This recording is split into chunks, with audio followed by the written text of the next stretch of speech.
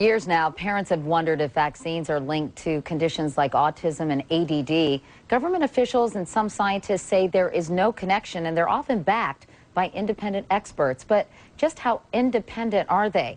You may be surprised at what Sharyl Attkisson found when she set out to follow the money.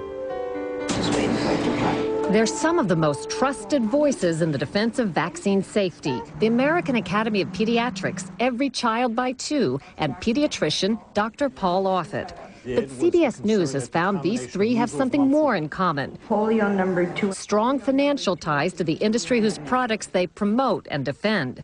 The vaccine industry gives millions to the Academy of Pediatrics for conferences, grants, medical education classes, even help pay to build their headquarters. The totals are kept secret, but public documents reveal bits and pieces.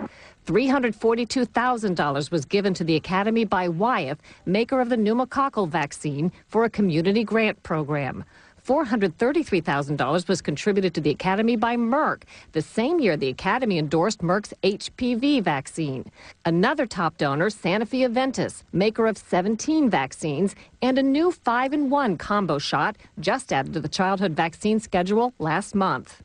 Every Child by Two, a group that promotes early immunization for all children, admits the group takes money from the vaccine industry too, but wouldn't tell us how much. A spokesman told us there are simply no conflicts to be unearthed. But guess who has been listed as the group's treasurers? An official from Wyeth and a paid advisor to big pharmaceutical clients. Then there's Dr. Paul Offit, perhaps the most widely quoted defender of vaccine safety. He's gone so far as to say babies can theoretically tolerate, quote, 10,000 vaccines at once.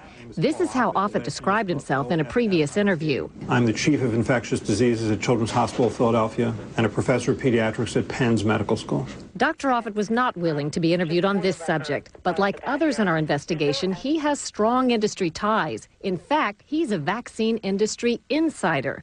Dr. Offit holds a $1.5 million research chair at Children's Hospital funded by Merck. He holds the patent on an anti-diarrhea vaccine he developed with Merck, Rotatech, which has prevented thousands of hospitalizations in the U.S.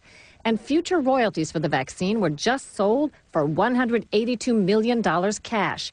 Dr. Offit's share of vaccine profits, unknown.